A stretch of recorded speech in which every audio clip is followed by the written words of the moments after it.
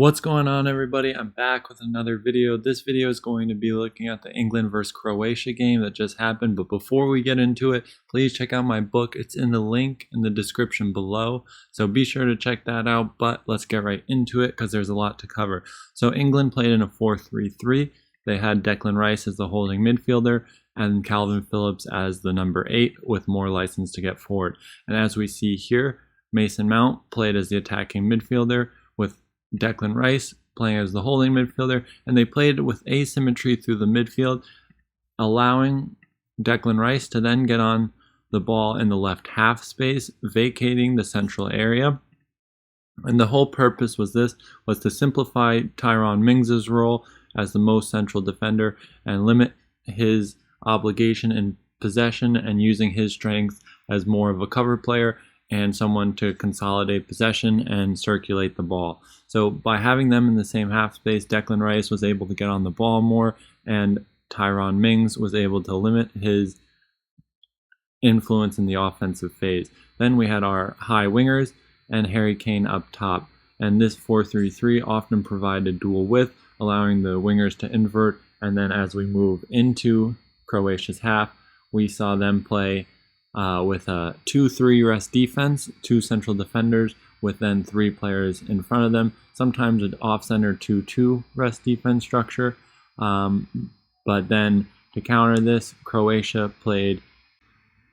also played a 4-3-3 that turned into a very flexible 4-5-1, which often saw an attacking midfielder jump to almost create a 4-4-2 in their defensive phase.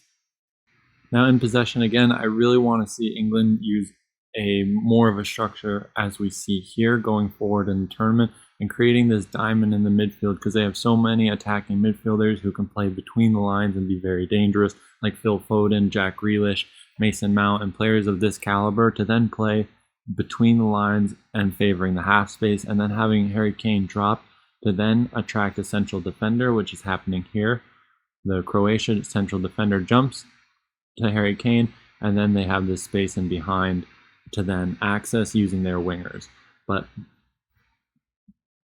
again, we see Declan Rice favoring the left half space in possession and allowing John Stones to be more vacated and Tyrone Mings deeper.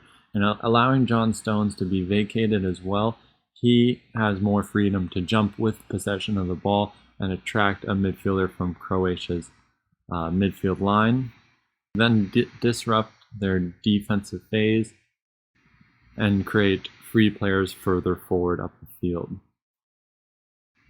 And as we see here, here's an example of Tyrone Mings again deeper with the fullbacks then staying in the midfield line with the holding midfielder Declan Rice, and John Stones now jumping with possession of the ball. And this could initiate a third man movement, as we just see here the midfield shape of England with Calvin Phillips and Mason Mount playing deeper. But this was all to get Harry Kane on the ball to initiate the third man movement, as we see here, to then create the up back through the half space and then get Mason Mount on the ball higher up the field. But then the wingers, I thought they could have pushed a bit higher at times and really stretched the vertical compactness of Croatia throughout the match. But this is all things, it's the first game, these are all things we can expect to see in the coming games in the group stages. And here just a little bit about the rest defense. When England did move higher up the field, they always had Declan Rice usually playing between central defenders when they moved higher up the field and not favoring so much the left half space when they were in the attacking third. They usually had a fullback or a winger dropping deeper or Calvin Phillips dropping deeper to create this 2-3 rest defense structure. And as we see here, one thing England can improve is their efficiency in their wide players and how they access this space in the wide corridor or how they use minimum width. See, as we see here, 2 players on the same vertical line, which makes it pretty easy for Croatia to defend just the little things. But it's not so much their starting position, it's where they move into and the spaces they can occupy from here.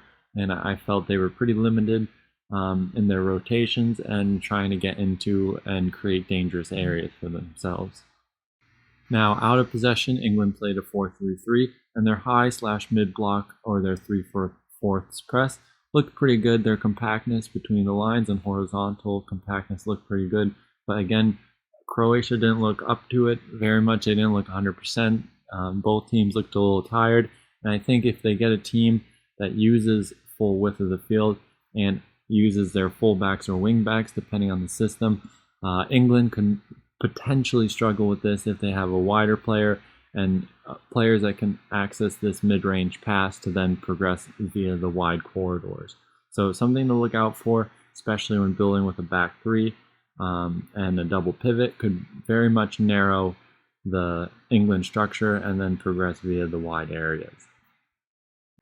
So then, again, as we see, the 4-3-3 looks like it'll be the structure they go with out of possession, which gives them good access to then jump into advanced players from their attacking midfielders and cover the first line of press. And their defensive line looked pretty good, always having the +1 numerical superiority. They did get pushed a bit deeper here, just because of the defenders and the forward playing the blind spot of the defenders, pushing them deeper, and the narrow wingers. But with the narrow wingers, one thing to again note is Croatia didn't fully utilize these wide areas as I think they could have. So to look out for, be sure for that. And then Croatia as well, they played their 4-3-3, but I wasn't impressed with the midfield movement. Oftentimes they played very narrow, but not creating strong connections between the England lines. And although England do play very horizontally narrow, I think if they just position themselves, the difference of 5 yards playing between England defenders, creating stronger connections, forward passing, would have been a different game, and enticing the England players to jump more, manipulating their shape, and then progressing through the wide areas. Something we could potentially see from other teams, especially when Croatia are playing so narrow as they are here. Really, if they're not going to play through or manipulate the England press, oftentimes they played a bit deeper, a longer pass, direct, and then they look to recover the second ball, which they're set up pretty good at the moment to do. But I really think they could have progressed via the wide areas a bit more. But that's the analysis, guys. Hope you guys enjoyed it, and I'll see you in the next one.